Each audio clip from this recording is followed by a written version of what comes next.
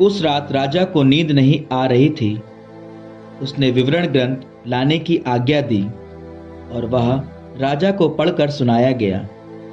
उसमें लिखा था कि राजा के द्वारपालों में दो खोजे, बिगतान और तेरेश ने राजा अर्थजर्क्सीस को मारने का षड्यंत्र रचा था और मोरदकै ने उसका उद्घाटन किया था।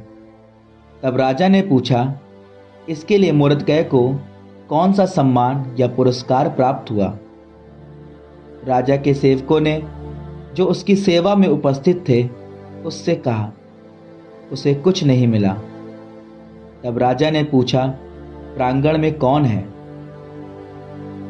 उसी समय हामान राजमहल के बाहरी प्रांगण में आया था, जिससे वह राजा को यह सुझाव दे कि वह मोरदकै को उस तख्ते पर लटकाने का आदेश दे जो उसके लिए तैयार किया गया था।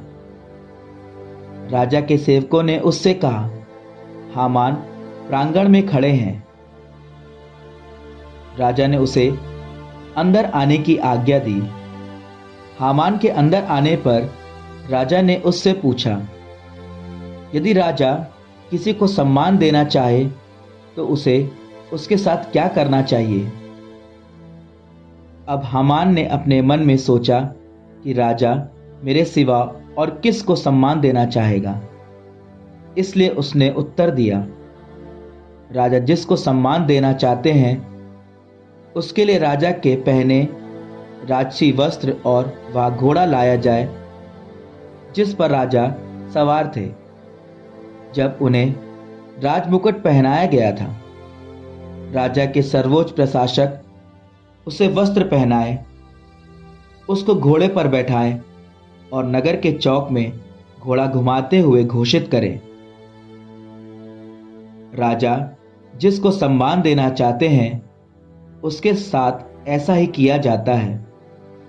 राजा ने हामान से कहा, जैसा तुमने कहा, शीघ्र ही एक वैसा वस्त्र और एक वैसा घोड़ा ले आओ और राजद्वार पर बैठे हुए यहूदी मोरदकै के लिए वही करो। इसका ध्यान रखो कि तुमने जो कुछ कहा उसमें से एक भी बात मत भुलाओ। इस पर हामान वस्त्र और घोड़ा ले आया। उसने वह वस्त्र मोरदकै को पहनाया, फिर उसे घोड़े पर सवार कर नगर के चौक में घुमाते हुए उसने यह घोषणा की, राजा जिसको सम्मान देना चाहते हैं उसके साथ ऐसा ही किया जाता है। मोरदकै राजभवन के द्वार पर लौटा और हामान सिर ढककर उदास मन घर गया। हामान ने अपनी पत्नी जेरेश और अपने सब मित्रों को वह बताया जो उसके साथ हुआ था।